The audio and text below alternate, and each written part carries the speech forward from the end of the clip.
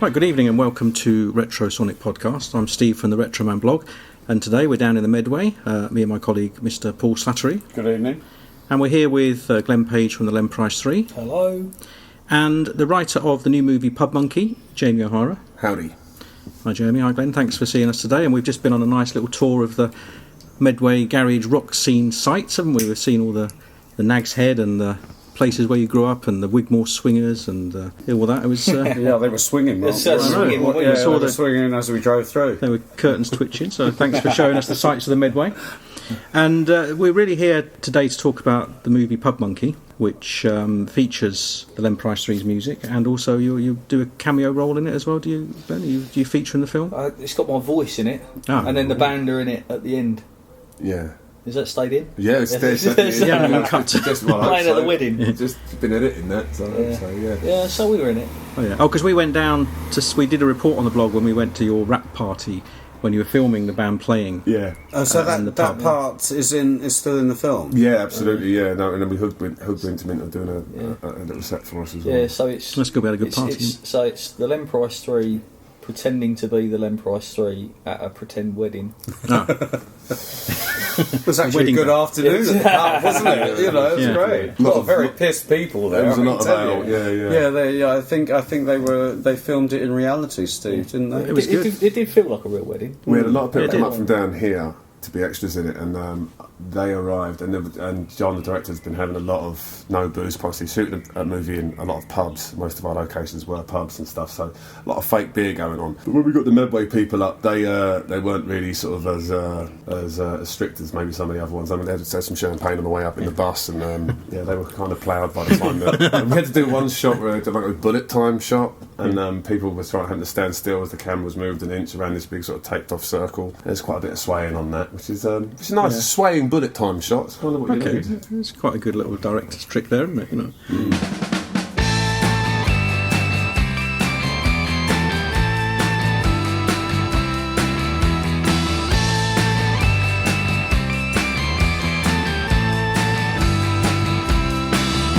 I swing like a monkey from boozer to bar. I swing like a monkey, don't care who you are. There is nothing that I wouldn't do if I could only kill my time with you. There's not a single thing that you can do for my life.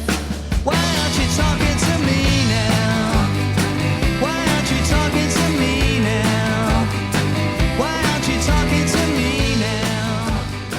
Why aren't you talking to me now? Give you a bit of background on it when we got again, hoodwinked the band to be involved in it, really. I mean, I'd seen them live quite a few times. I'm a massive fan of the band, and we'd had some tracks sort of earmarked, and you start looking at how these sort of things work, and they come like really expensive and stuff, and then we sort of contacted them through the website, and I just thought it was like, and I think I said this before, I thought it was a really good fit, because, you know, you have that whole idea of Glenn's lyrics being sort of little stories in themselves, you know, these sort of, you know, acerbic vignettes or whatever they say in these things, you know. I'm always saying that. I'm always saying that. Is that right? I'm going to write some acerbic vignettes. Yeah. It's going to be Gary writes some acerbic vignettes. Got any Kleenex? I'll be packing some.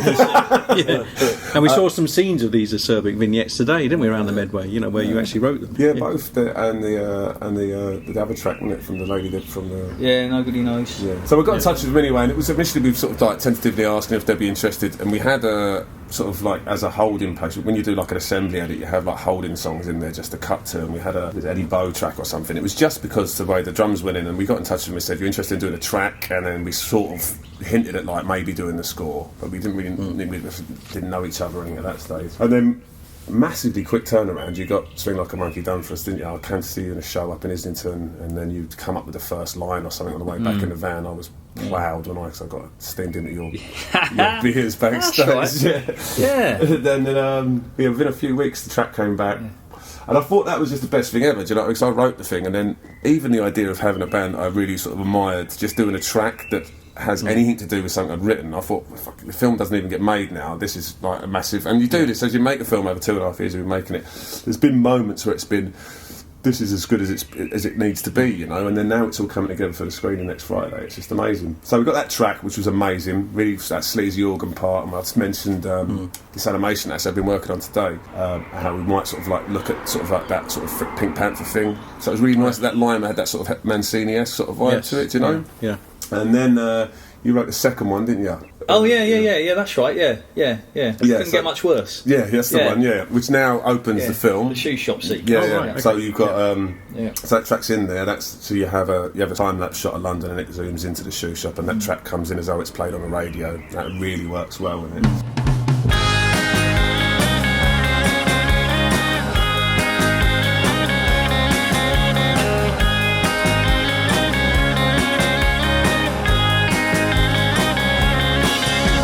Staring out the window as the world is going by, and the clock ticks down the hours of your life. It's a crazy situation and you don't know what to do, but you carry on just like you always do. And it couldn't get much worse. It couldn't get much worse. It couldn't get much worse for you and I. And then from there, we booked 3 days in Ranscombe, didn't we? And then down there, and car went past, and we went in and recorded Score. Yeah. Which was like we were just talking about in the car earlier. I think, like, the from our point of view, I mean, like a couple of things I'll just sort of mention. I mean, in terms of like the lead up to it, I got the script first before we kind of met up, and I read it and I pissed myself laughing so much. I thought, well, yeah, we want to do something about this. So then we kind of hooked up, had a drink and a chat, and kind of got on well, and like had a lot of things in common and all the rest of it. So it was just like it was just really exciting to kind of get involved. Yeah. And then like the first two tunes that Jamie mentioned were kind of like songs. So like the Pubmonkey theme tune, just the line swing like a monkey from boozer to bar just kind of came into my head. And so was that written before the movie? Was it separate, or did you have that in mind? No, that was written in response entirely to the film. Yeah. I mean, I kind of I can't remember now. I definitely read the script by that point, and I might have seen like a couple of scenes, but I hadn't seen like a lot of it. But I knew the gist of the story because I've read the script and spoke to Jamie about it and what it was kind of about, because he told me about like it's sort of loosely based on some of the characters and stories from like his life and stuff. Yeah. So I did that, and that was that one, and then the other one that Jamie alluded to is the one where the main character in the film is like bored out of his mind and really desperate, kind of working in a job, and oddly enough, at that point, I was similarly in a job where I was thoroughly miserable at that time, so that was very easy to write. Yeah. So like, those two were like just like songs we would normally do, and then when we went into the studio to record like the rest of like the score and the soundtrack, that's a very different thing, because we were literally like, you'd have the film playing on a screen and you'd be playing to that. So you were playing along to instead of like a song, Yeah, it was one of the things we thought when the band sort of got more involved and they decided they were going to do like a score, as well as we always knew we was going to use more tracks from Nobody Knows and some back catalogue. There's obviously parts that needed to be dramatically scored, and I don't think it's ever been done, certainly not live on analogue tape, with a big screen playing. I was in the room with the band going like, this bit's got to be like a big bit. So it's like that was a whole new experience for us, going from like writing songs, which we did at the outset, to bits of music and tailoring the bits of music to the film, and not necessarily stuff like what would be good for us to play live, or what would make a single or whatever. Yeah, quite enjoyed that. Yeah, because you said at that one point, didn't you say, I feel like I'm losing the audience because you're just doing the same bit over and over again. So like we did one tune. There's a bit of music that goes in the kind of the main finale of the film. And I think when we recorded, it's something like 13-15 minutes long, which is the longest I've ever played the guitar for. Like, so most of your sets are finished by that time. Yeah. So it's very different, but I really enjoyed it for just being completely different. It must be difficult for a band which is predominantly a live act to get into that frame of mind of recording instrumental music and that. It's not that lightning in a bottle thing, so you want to catch that. Yeah, if you could catch just a percentage of the energy that this lot can get on stage and put it on a cinema screen. Do you know what I mean? That's really going to be useful to us, especially in sort of like a violent sort of fight sequence or something. Do you know what I mean? You really get that going on. So we did a couple of rehearsals, didn't we, back at Neil's, and we got up there and listened to Wallop by Chaz and Dave, and then just you hammered out a few bits and bobs. I mean, cause I think actually that's a good point, because I think there are, like, on the, you know, there are some tracks on the film that do call for a bit of kind of, you know, energy and aggression and so although they're not songs, the delivery is kind of what we, you know, it's like what we do.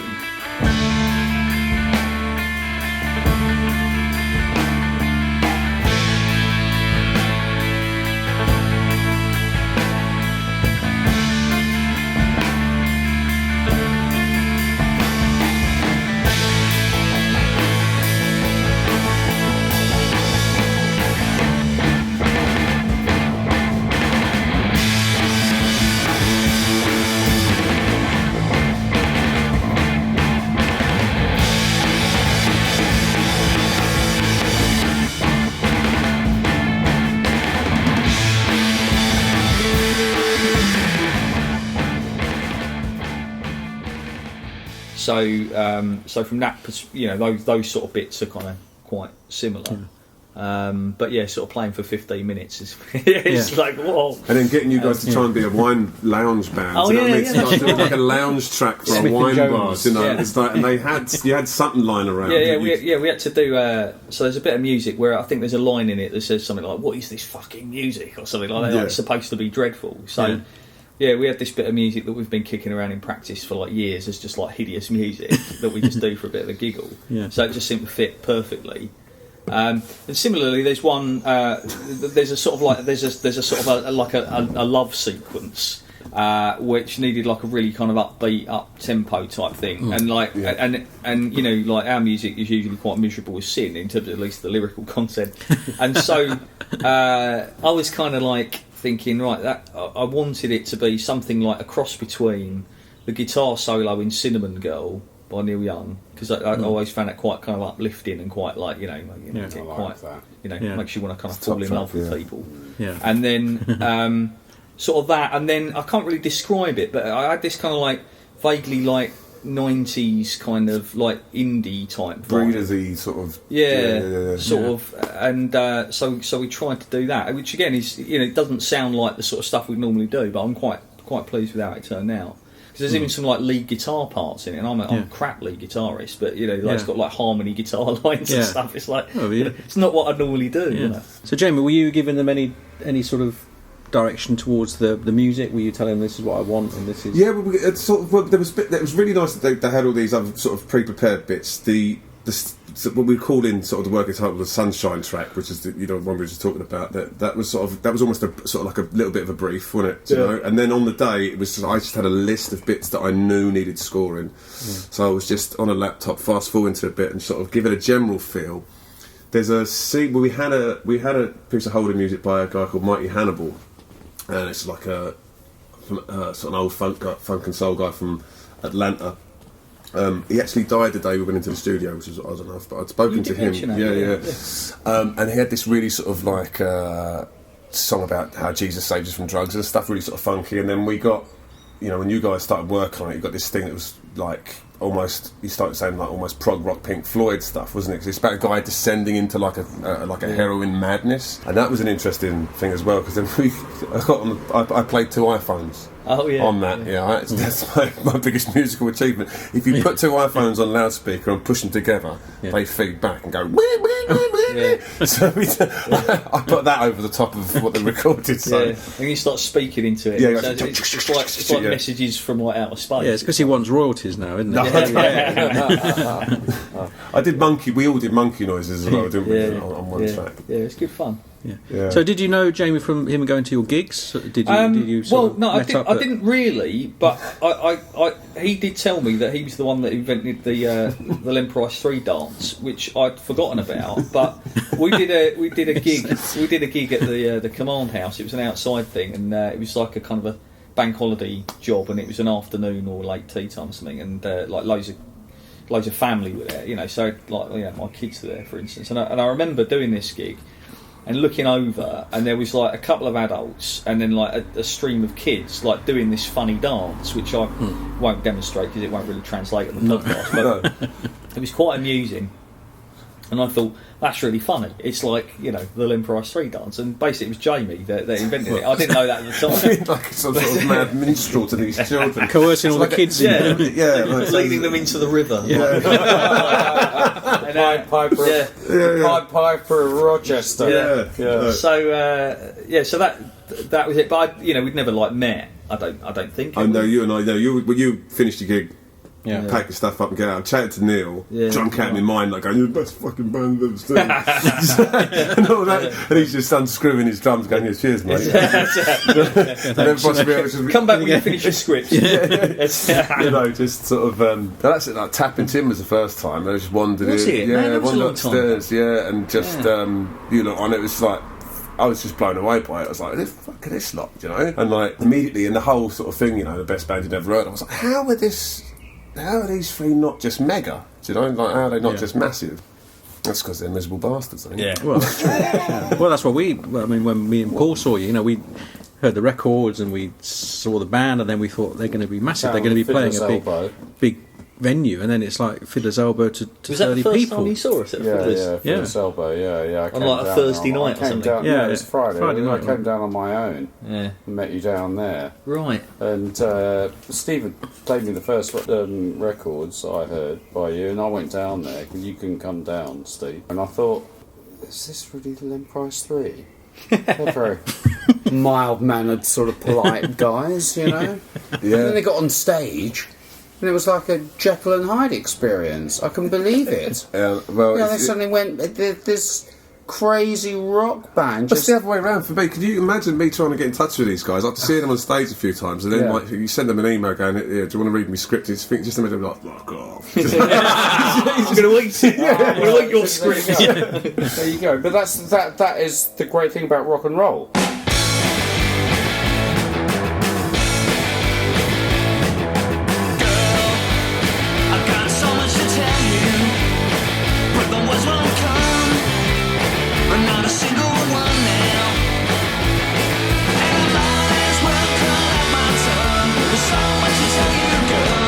Won't come.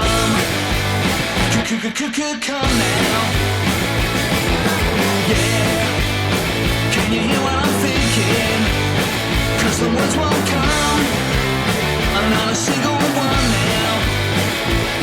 And the lines will come out my tongue. There's so much to tell you, girl, but the words won't come. Come now. Come now. Come now.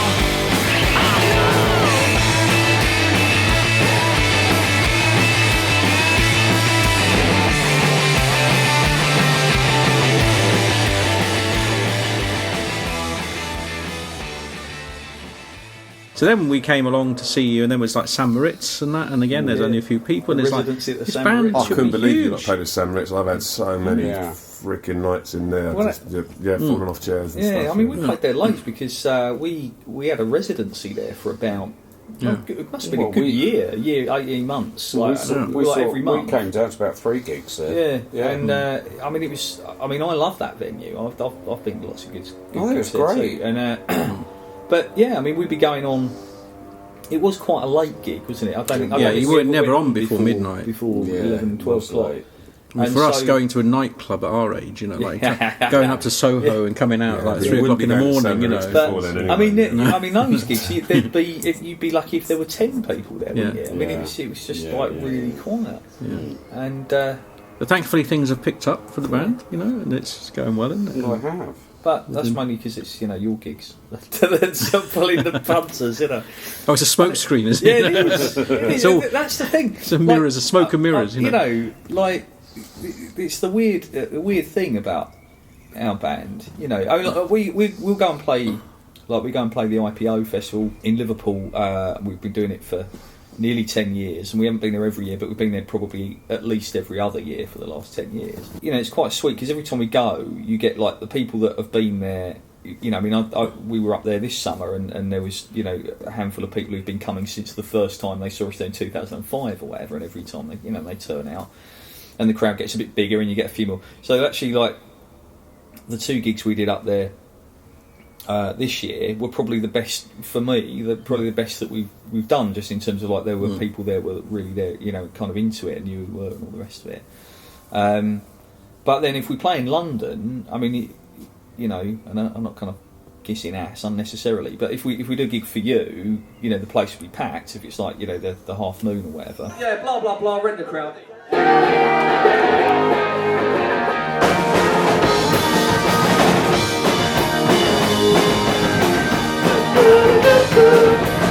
I know you think you're pretty thick. I think a bunch of pikers from the sticks. Don't go me with your empty crowd. Boston hair and your trendy sound. You don't go me with your empty crowd. You're going nowhere, going nowhere. You will not tell me with the microphone. The people men who are called as hot as a con. It ain't about the way you look, the clothes you wear and the drugs you take. It ain't about the way you look, but you're going nowhere, going nowhere.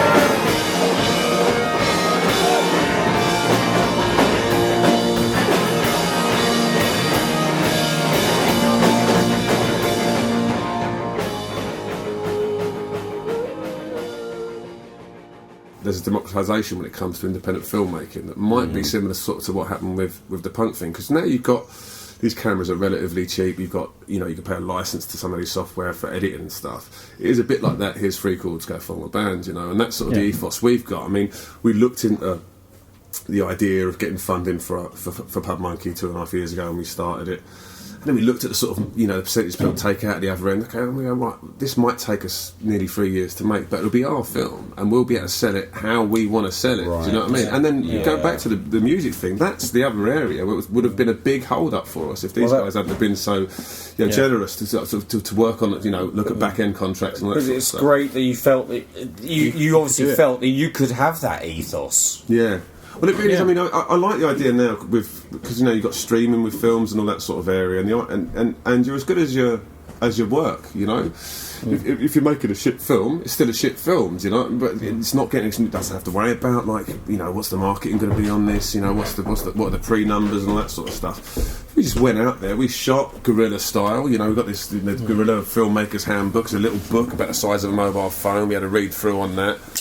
We just went in. Thankfully, one of the guys who's in the movie works for a big pub chain, so that's got a lot of our locations. And we thought, let's be really freaking ambitious with it, not just go for like shooting in one house. So many independent first features all in one location, it's in like a field or it's in a house. We thought, let's have like 20 locations, let's have a really big cast, let's get a fucking awesome soundtrack on it, and let's just do something bigger. You know, we've got a few visual effects shots in there, you know, with the animated title sequence and all that sort of stuff. And there's loads of people, and we just, as it's sort of snowballed over the sort of 2.5 years, people have just got on board with it. And the collective, the amount of folk, I mean, it's not been hard to fill up the BFI screening. Yeah. Because the amount of most of the people who are coming to it worked on it, you know. It's just like we just got so many people. You include extras, but you've got like people who worked on sound before the band got involved. You've got all these guys that have got involved in it, you know. It's just, and it's a huge amount of people, and it's a massive collaborative effort. And you realise as you go on, all right, that scene's never going to be able to be done because you can't do that, you know. And then you just, out of necessity, you end up with, you know, it's like a punk rock film. Do you know? It is like, you know, what can you do with this minimal bit of kit? Do you know what I mean? And the goodwill of people. And, you know, we started this out and we said, like, if we can screen this for our family. Now, when you look at the credits, when you guys come, you'll see the names DeGuara and O'Hara as 2 sets of cousins. Those names repeat a lot. Do you know what I mean? So like every family member's like been involved in it. And for a film that has the highest swear count per minute of any movie ever made, that's a unique selling point for you. You know, and it is your family, and it is a film about, you know, drugs and you know, it's quite, there's violent elements to it. Do you know what I mean? It's not, you know, you're not having to compromise it just because you're using your family, you know? Yeah.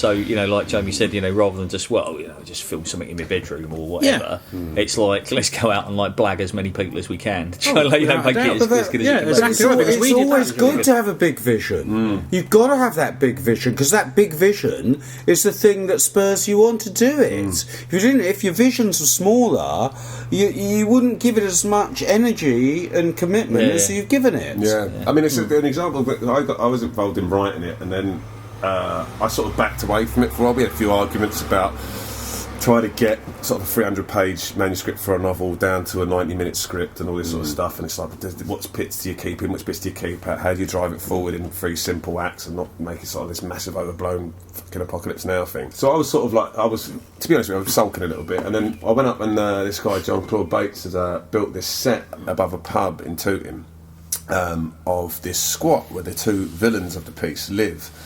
And I walked into this room, and every CD, every game on his PlayStation or whatever was all there, was exactly as it was in the original thing, and it was like walking into my own imagination. And then when the people, they cast these actors to come in, and they started walking around, I was like, Jesus, that's fucking loony noony, do you know what I mean? These are these guys from my brain. I was like, this is the most surreal freaking experience ever, do you know?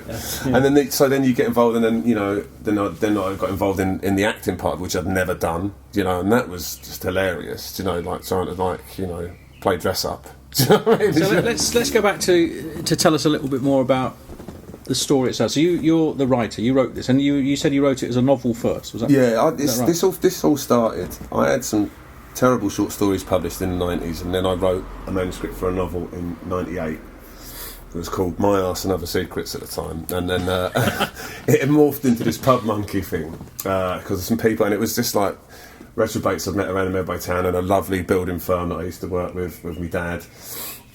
Which you mentioned, I used to drink up the Bell around the corner and stuff, and I come up with the scenario, the guy sort of mistaken identity, imagine you're just there in your shoe shop working one morning, and you get a phone call and they're like, I've got your girlfriend, if you don't give me the money for the coke by fucking 3 o'clock, we're going to kill her.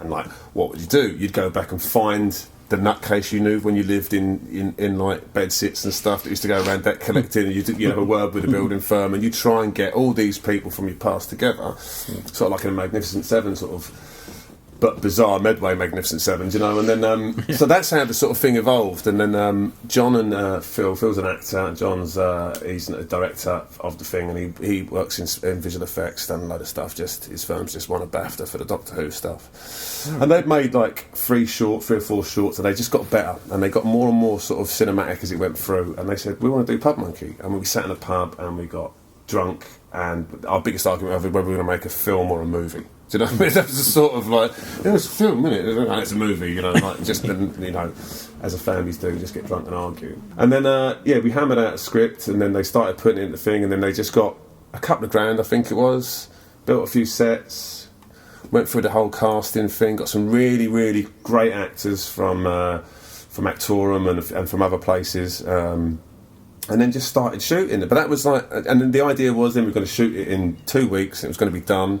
Things really did start progressing. We had a version of the film, and we got the band involved as well. It really started moving forward there. Yeah.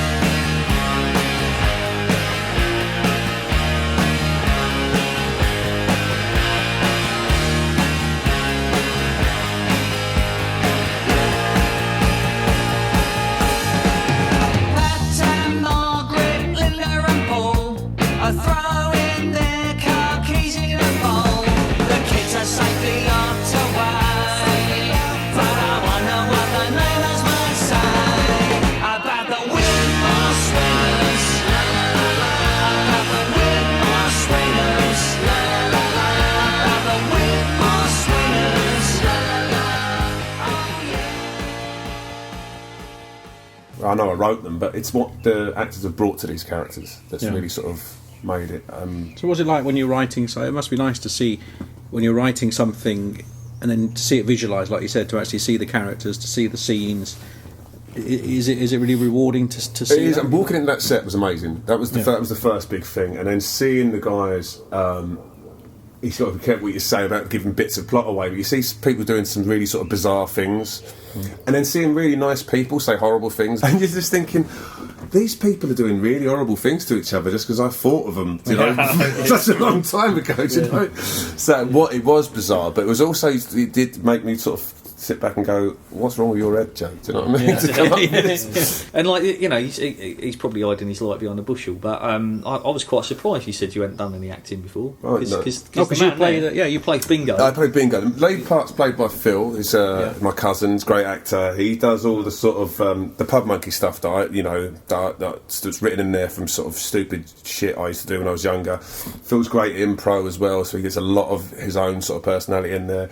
And then myself, I play, and I have to play this ultra-violent sort of sociopathic debt collector. Nothing like the real thing. That sounds very enjoyable. But that was the thing for me, you know, because it's like, you know, so before I'd seen the film, you know, we had a drink and a chat, and you know, this is Jamie. Yeah. So then you watch the film, and it's got a very comic aspect to it. Yeah. But nonetheless, he's incredibly violent. But the other thing is, you know, like you see, Jamie's, you know, he's a slight sort of chap, but in the film, somehow, like, it's really believable that he's this kind of like violent thug.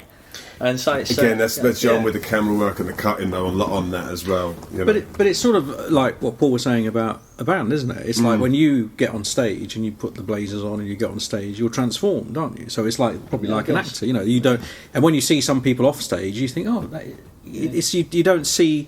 Sometimes the two marrying up, you know, but it's a funny thing. It's probably like that. I think I wonder how it does compare to acting, because I was thinking something I was going to say earlier. You know, he said like, you know, I met the Len Price 3, very kind of mild mannered, and then they hit the stage. It's like a different story. And I was just wondering if that's just because we're like incredibly repressed individuals, and like, so like, well, you know, and then so when we go on, it's like all the kind of the frustration and the energy and the kind of the anger and stuff, kind of like just goes, like in your face. In one I think there's absolutely no question that that's the case.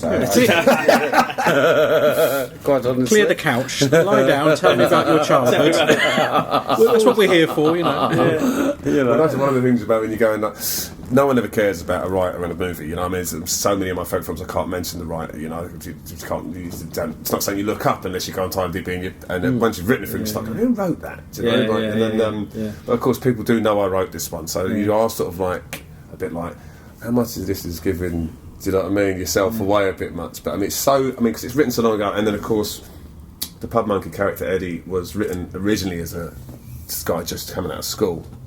So we've made him a lot older in this because Phil's old, but and it really works because he's a very different type of character now, and he's sort of like there's a real sort of maudlin charm to the Eddie character now, I think, in it, you know, compared to like a teen who's just wandering around from you know, crisis to crisis. Although he does wander around from crisis to crisis, you know. So there's kind of an expectation sometimes, you know, both in rock and roll and certainly in movies. There's, you know, the person who's playing the guitar on stage or the actor, because they play this particular character on stage, or they're that particular kind of person.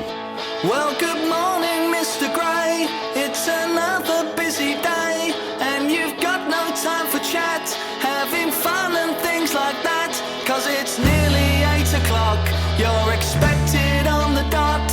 It's the only job you've got, so it's off to work you trot, Mr. Grey. Hey, hey, hey. Now your wife is all alone in your new built starter home, and she longs to get away, feel the sun upon her face, and your son stares through the glass as the world goes marching past. It's the end of all her dreams, no one hears her silent screams, Mr. Grey. Hey, hey, hey. She is leaving. She is leaving.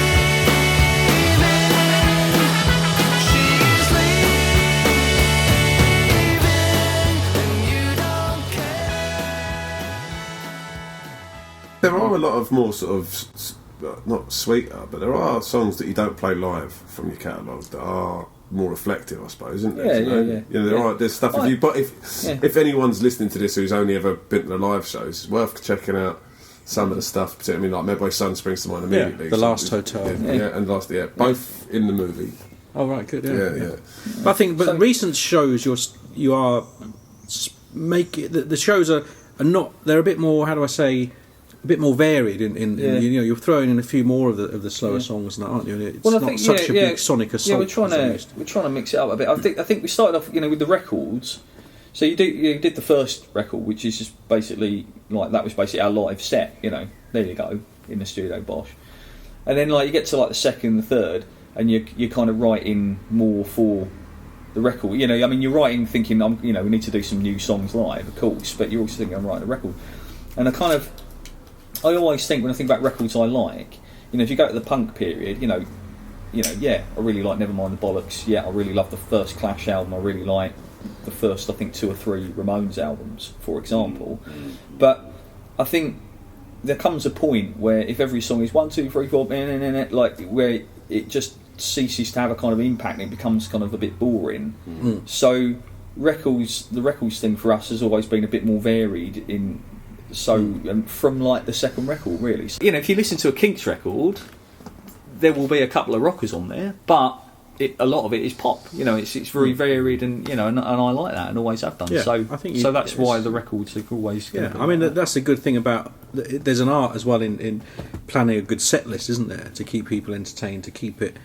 So there's nothing worse than someone saying, now I'm going to play 15 minutes of new stuff or something like that, you need to get a good balance of songs. That's why songs like the London Institute work brilliantly. Yeah, that was good, wasn't it? London Institute from Nobody Knows, which is the last track on the album, it's not, let's say, a big departure good record from there, but it was a different sound because it's stretchy. I don't know. It's difficult to say because it's expansive song. It works really well. It works really well in the movie as well. There's a scene in there where character called Dodgy Roger. Dodgy Roger and Louie good Looney. name. We did get criticised saying like someone said like you can't have 2 villains with rhyming names, and then it turned out the 2 actors' names were Charlie and Barley. So that's fine, It's reality. We didn't. Yeah, and he walks in and that 200 dead, but I'm not going to sing. But that opening line comes in with that bit of reverse reverb, I think it's called, from Hanging Around with and that just sounds fantastic, and it just fits. It cuts back and between foot scenes, and then when it gets to that real assault at the end of it, it's dropped into ambient, but it still really brings. And it was one song I was really adamant I wanted to have in there. It is cinematic because you've got the story, but the music is really actually it's reflecting the storyline as well, isn't it? And you're not just writing, a song out and singing. When I wrote that, the film didn't figure in my thinking at all. That's written about something else, but. So it's funny, that song, because in a lot of ways that is a sort of song that I was trying to do, like when I first, not even got the band together, but when I first started thinking, about what I want the band to sound like. I was kind of thinking, I was quite into like the Len Price combo albums at the time, Reckless Eric, and also like early Pink Floyd. So for me, in my head at least, it sort of sounds like what I was trying to do then. And so was this an early song then that you? No. It's a new. No, it was written around the time of the other songs for the last album, but it felt like almost like a kind of a throwback. Yeah. But the other thing was that like when I remember when I wrote that, and I was feeling very, very depressed at the time. And I mentioned that I was sort of in a job I wasn't that happy about, and I remember it was a Saturday night, and I'd had a few beers, and I was feeling really depressed, and I was pissed off because it was, I couldn't, I was having writer's block or whatever. I felt like I was kind of like, not getting anywhere with writing stuff, and I was very, very tired. And I remember just sitting in my back room, and thinking about what the song is about, which is my granddad, before he died, told me this story about when he was a kid, and going to London with his uncle. To clean windows, and I don't know where it was, but basically it was at this weird institute where there were sort of dead baby samples in jars lined up, and it really freaked him out at the time. And the Wellcome Institute. It could be. Yeah. So he described this story to me, and I was kind of thinking, I don't know why I thought this would be a good idea for a song, but I remember thinking that's just such a powerful image and story. And I also, that day, I went to bed that evening, I had this dream where like I was in this institute. And the kids had kind of climbed out of the jars and were driving little like noddy pedal cars around, and then they started playing. And I woke up. Smoking. I woke up. And Jesus, so that was that's what the content is about. But anyway, back to like writing it. I wasn't even thinking really. I was just like I picked my guitar up and I was really pissed off. I was like no, and just saying.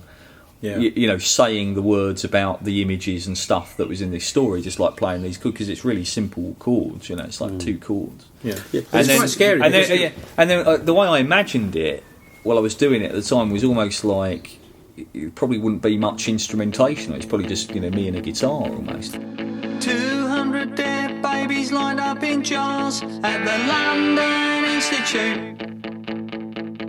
Indexed and filed with a reference card at the London Institute.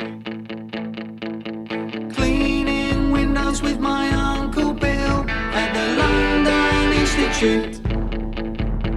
The Charing Cross line back to Strewfilling Hill at the London Institute. In the name of science. In the name of science. In the cold grey summer when I was young, I wanna run home and tell my mum. In the cold grey summer when I was young, I cried.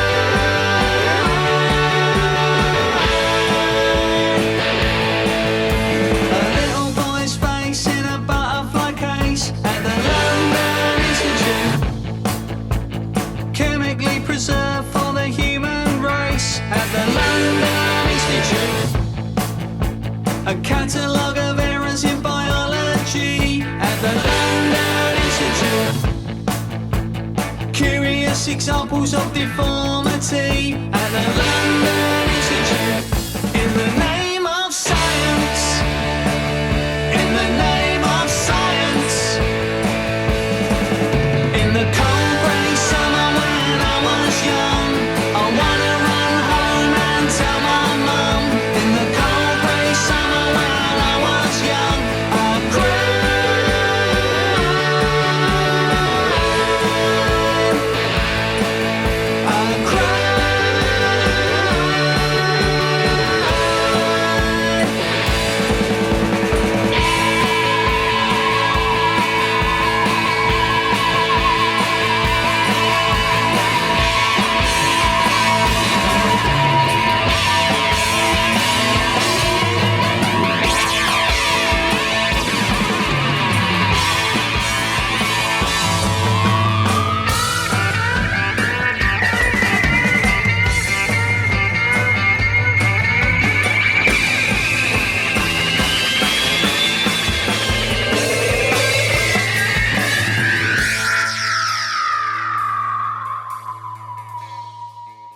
Carol and I were doing the artwork for the album, and I'd sent you the still. Cause I went out and bought one of those clip jars, glass jars, and I bought a very realistic looking baby toy, pulled the arms and legs off, images. and then just squished it into this jar and clipped the top and took a picture of it. You know, I used it when I sent you the image, and you was like, "That's quite disturbing." Yeah, like, hang on, this is your fucking imagination. I'm just bringing it to fruition. This is what your brain looks like. It's a bit like me walking into the set. Same sort of vibe.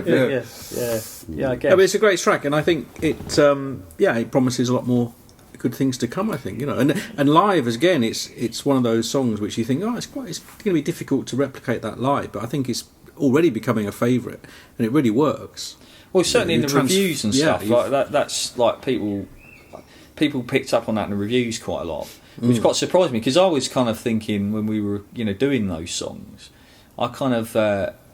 It wasn't that I didn't like it, but I just kind of thought, well, this is so like quite ploddy, and so one of the lyrical content I thought for a start would just be like fuck it, So I never really thought it was going to be a popular one for us, but the fact that you guys like it, and then like last few gigs we've done it, and where there's been like people that know us, they're singing along to it. Yeah, people are and so people obviously like it, and so maybe people live. I mean, when I first heard the demo of it, I was like, that's the best. I mean, it is my favourite track.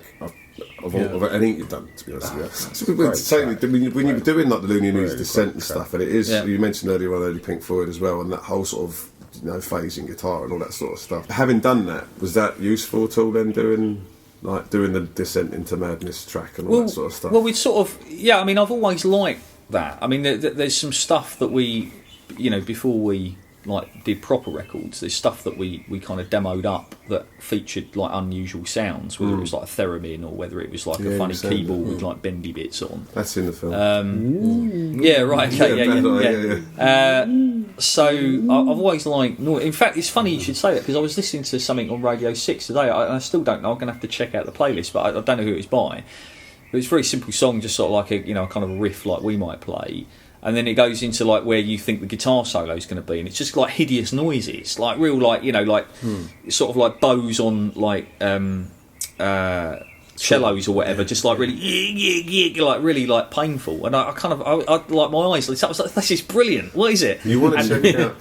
Go on. So I've always liked just ridiculous noises, and so and also I'm not I'm not a very good guitarist, so I'm always looking for ways of doing stuff in the kind of the bit where the solo would go that are just different. One of my favourite guitar solos ever is Cinnamon Girl by Neil Young, which is on one note, and it just sounds brilliant. We've got a whole catalogue of weird shit we've recorded here. I want to use it on the record, like getting a wallpaper stripper and scraping it down, down a hacksaw and all sorts of stuff. And I was saying on Wednesday we've got to stab a watermelon with a chisel. Yeah, so. That's I don't want to know what that's going to be. It's in his diary. I can imagine it's stab watermelon with chisel. If you stuck for a bit where a guitar solo could go, just put the watermelon and the chisel in there. Yeah. I'm just picturing the scene that's going to be soundtrack. Oh no.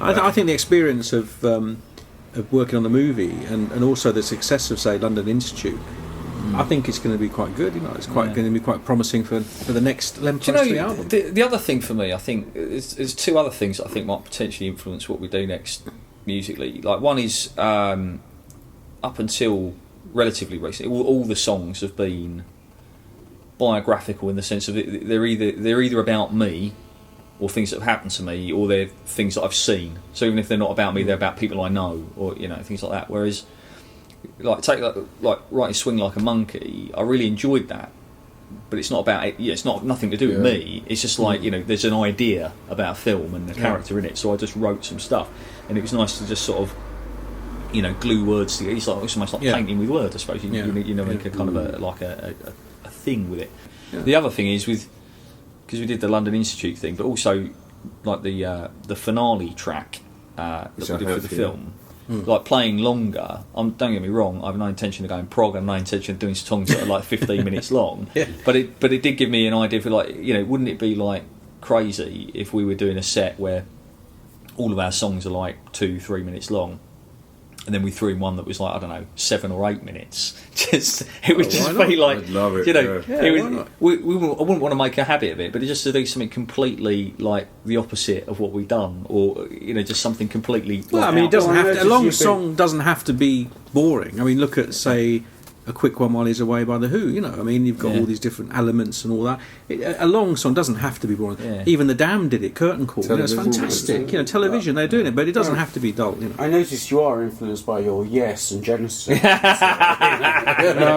all there, mate. We've been checking out his CD collection. The previous band name sounded a bit more prog, wasn't it? It was Spencer Fabian, was it? Society. Well, back in the day when we started, we had no intention of getting a record deal. We just did it for a giggle, and what we did was we would go and record 5-6 songs, say, in a day, and then we'd make a CD, and it was a real little cottage industry. You know, Neil would burn the CDs off.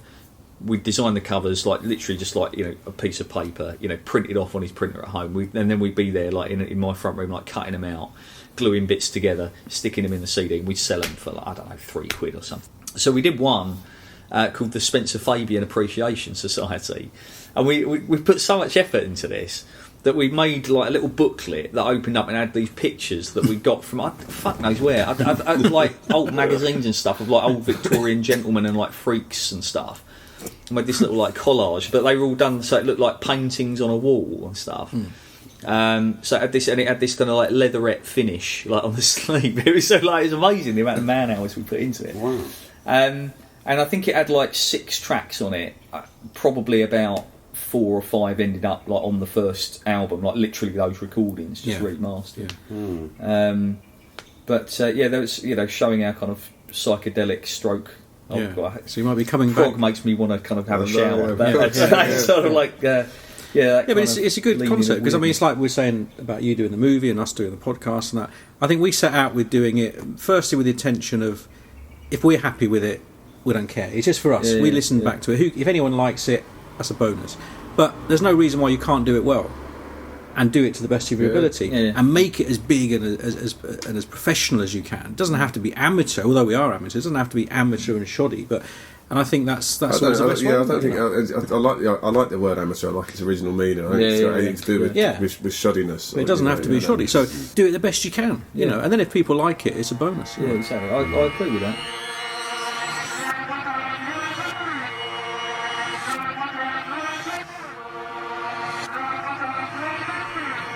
Would you be releasing this as like a DVD? Yeah, DVD and streaming will be the two sort of avenues we'll be looking at. There's a lot of cost involved. I mean, for instance, you have to pay for BBFC classification twice if you want cinema, which is an expensive thing to do, and a distributor would normally pick that up. Pay for it twice? You have to pay one for your cinema release and then one for your DVD release. Right, okay. Even though it's the exact same cut. And they've done some screenings down at the Antelope in Tooting. We want to sort of come up with an idea of like having a pint and watch the movie.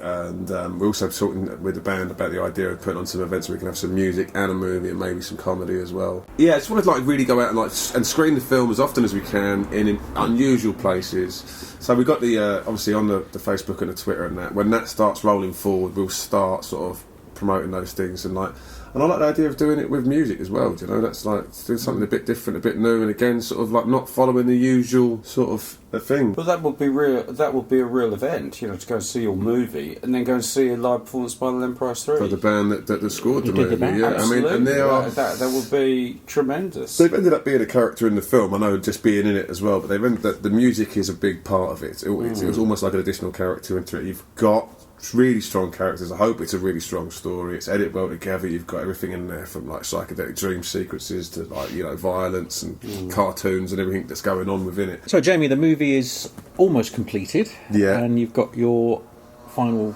the final cut screening at the BFI. Friday the 13th is a good date to do it. That's our first screening. That's invited cast and crew. Then we'll go on to a series of other screenings. There'll be another one at the BFI. We may get a cinema. We really want to do the idea of screening it in pubs. It's a film about people in pubs. It's called Pubmonkey. Yeah, so Jamie, how can we find out information about the movie and when it will be screened? Usual sort of social media. There's a Facebook page, there's a Twitter feed. After this screening, we'll start booking in public screenings, and we'll be doing some events tied in with the band as well. So keep an eye on the Facebook page for both the band and the film. And there'll be stuff coming up on the horizon. As soon as we get this first screening out of the way, it's about making it more public and getting it out to as many people as possible. And Glenn, what's coming next for the Len Price 3? Good question, mate. I think we've been really busy like over kind of May, and then we've got a couple of other gigs coming up in July. I think we're playing a festival in Norwich somewhere along the line. All right. And then it goes a bit quiet over the summer, but then we're back in action like from September. We've got some European dates coming up. We've got like a little mini tour to Norway in September, Spain in December. Hoping to go to Scotland for a few dates in October. And then we've got our traditional September gig at the Half Moon. September Half Moon, yeah. 26th of September, 26th which of will be great, with our mates, the Past Tense, and the first UK appearance for Les Kitchenettes. Well, thank you very much for inviting us down to the Medway for our little tour and our chat, and we can't wait to see the Pubmonkey screening at the BFI, which is going to be very posh, and Yeah. looking forward to that. Right, well, thank you very much, Paul. Cheers for having us, man. And Yeah, thank you, thanks, Paul. Jamie. Yeah. And thank you, Glenn. And don't forget, you can check out more information on Pubmonkey and our little trip to the Medway on www.retromanblog.com. And thanks for listening.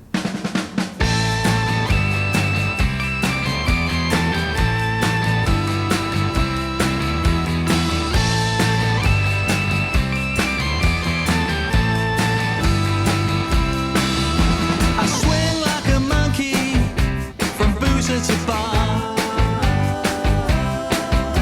I swing like a monkey, don't care who you are. There is nothing that I wouldn't do if I could only kill my time with you. There's not a single thing that you can do for my life. Why aren't you talking to me now? Why aren't you talking to me now? Why aren't you talking to me now? Why aren't you talking to me now?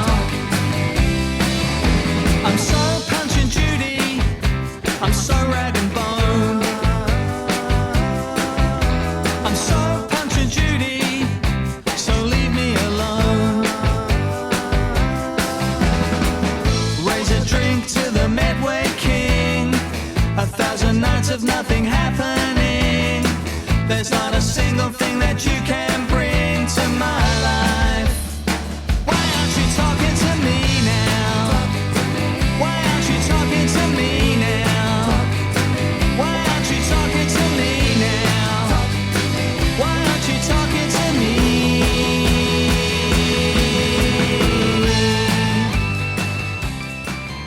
It's got some rude words in it. There's a couple of swear words. Yeah. The bloody here. Don't bring a parrot. A lot of people do though, don't they? Well, that's something we could do. We could have parrots. Yeah, at our half price event. for your parrot. Yeah. Bring a parrot to the Pubmonkey. There you go. Or a melon with a hammer and a nail. Chisel, yeah. They fly around my back garden, parrots. Bring it Wow. along. Yeah, what are you smoking? Yeah, to repeat your question. Parakeet standing Yeah, forward the stairs. green neck parakeet. Yeah, fly around West Oh, you London, used to get a mate. lot of them in Crystal Palace. Eat when I lived there, all, eat all our plums. Bastards. Eat my Hang on, let me plums stop and this have a bit. nosh. Gosh, yeah. All in one night. Let me pause this bit. All me plums.